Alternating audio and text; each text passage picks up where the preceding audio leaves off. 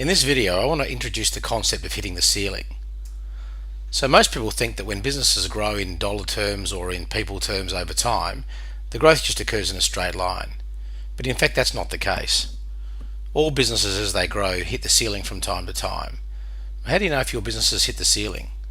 Well, the typical thing is that the business has been growing and everything's been going well, and all of a sudden, for some reason or other, growth stops and you feel really stuck. And the business has become quite complex and you really can't figure out what's happened.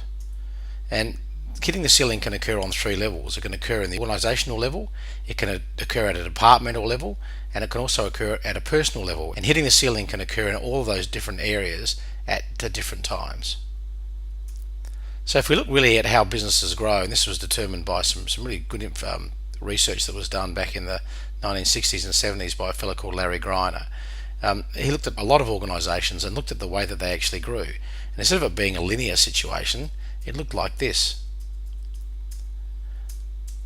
So there was a series of evolution, so where the straight lines, where the business basically just grew smoothly without a lot of activity or intervention on behalf of the owners, and then periods of revolution where the business just failed to grow, it basically stopped. And at each of those periods of revolution, it's what's known as hitting the ceiling. So the business just bounces up against an upper limit and can't break through. This hitting the ceiling process and the growth stages are very consistent for all businesses. And when the business hits the ceiling, it has four directions it can go basically. It can actually go down and make losses and go backwards. And in fact, 50% of businesses, when they hit the ceiling, eventually either go out of business or are sold to somebody else.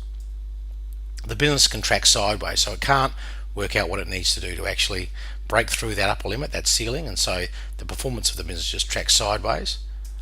The owners can, if they wish to, revert back to a previous iteration or a previous model that they were using and simplify the business and downsize it and just basically stay below that limit situation, or they can choose to put activities in place and structures in place that actually allow them to break through that ceiling and move to the next level of evolution. There are 5 well-defined stages of growth, and at each of these periods of revolution there's one crisis point that actually stops the business from being able to move through the ceiling. And the first crisis point that all businesses hit is a crisis of leadership. The next one is autonomy, the next one is control, then red tape, and then the last one is no internal solution, where the business is just too big to do any more and generally ends up being acquired or merging with other businesses. So really the way to get through that first upper limit, which is where a lot of businesses end up and can't get through, there are 5 leadership abilities that really need to be mastered to actually move you through that first ceiling or that first upper limit. And these are: you must learn how to simplify the business, you must learn how to structure the business so that you can move forward, ideally learn how to delegate, systemize the business, and predict the future. Mastering all of these 5 leadership abilities will enable you to take the business through that upper limit and move smoothly into the next period of organic growth. So if I just look at the 5 leadership abilities each on their own and just give you some idea of what it's all about, the first one to look at is simplify. And we use communication within the business as an example. So when you start off, there might be 2 people in the business, and you have 2 levels of communication, backwards and forwards. If you add another person, so you're adding 50% adding 50% to the size of the team, you actually end up now with 2, 4, 6 levels of channels of communication. So a 50% increase in people has led to a 300% increase in the communication channels.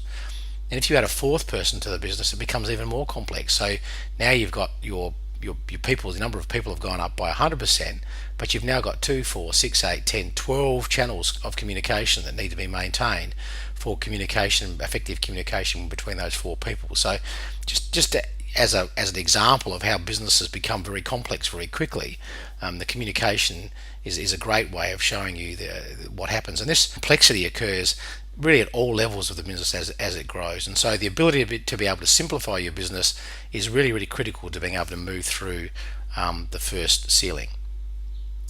If we look at the next leadership attributes to master, it's structure. Ideally, what you want to do is you're always looking to simplify the business as much as possible, and ideally you come up with the most simple structure that you need to achieve the vision of the next period of growth. So always be looking to structure the business as simply as possible, move it to the easiest to manage and most simple arrangement to make the tasks that need to happen.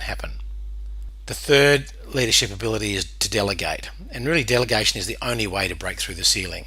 You just imagine that when you start the business, there's you, and if you need to move through and move through that first limit into the next period of organic growth, you really do need to replicate yourself. There's no way that you can do it all yourself. The business becomes bigger and more complex, so it's important that you delegate and you learn how to take a lot of the tasks that you were doing and move them on to other people.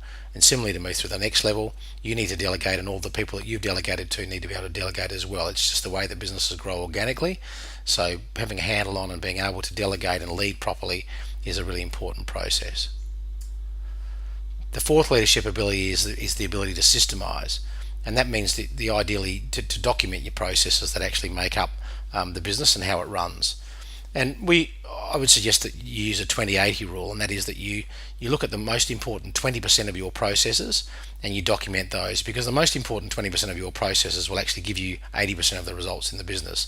It's ridiculous to try and document 100% of the processes. It's very, very time ineffective and would just take a ridiculous amount of time. So concentrate on the 20% of processes that actually and procedures that are fundamental to the business, and document those.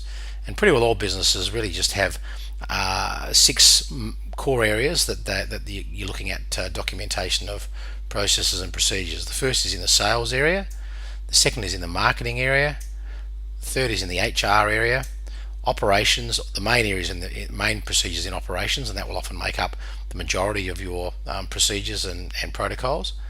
Accounting, procedures and protocols, and customer service. So they're the main areas to look at systemizing, and always remember the 20-80 rule when you're thinking about putting those documents together. And the fifth leadership ability really is the ability to predict both long-term prediction and short-term issue solving. And I guess to give you an analogy of what that really means is that you imagine that you're in the business of cutting tracks through the jungle, roads through the jungle, and you might have a highly efficient team in there cutting tracks away through the jungle, and they're hacking away through the jungle day after day and doing a great job of cutting the tracks. But without somebody actually jumping up in the top of the trees and having a look at where you're going, then there's no way that that you're actually cutting towards the goal, and you're cutting your track in the most efficient way to get to the goal that you're trying to get to. So it's really, really important that periodically somebody climbs the tree and makes sure that they're moving towards the vision for the business, and you're on track. You're moving towards your goals and vision in the most effective way that you can. So that's prediction for long-term vision, and the second issue is really for short-term issue solving. It's really important if you want to be able to predict the short term, then you're always hit by a whole heap of issues that come up every day in a business. And one of the key abilities for any business owner or business management team is to be able to solve issues as they arise and solve them for the longer term. If you do that, if you solve them in a way that actually enables you to reach solutions that will take the business towards its vision and goals, then basically those issues get solved for good, and they don't come back to haunt you again. So a method of being able to solve issues for the long term is a really important way of being able to have short-term prediction for the business as well. So they're the 5 leadership abilities, and the mastery of those 5 leadership abilities will enable you to seamlessly and smoothly transition your business through that first leadership ceiling that so many businesses find themselves stuck on, and allow the business to move through into the next period of smooth organic growth.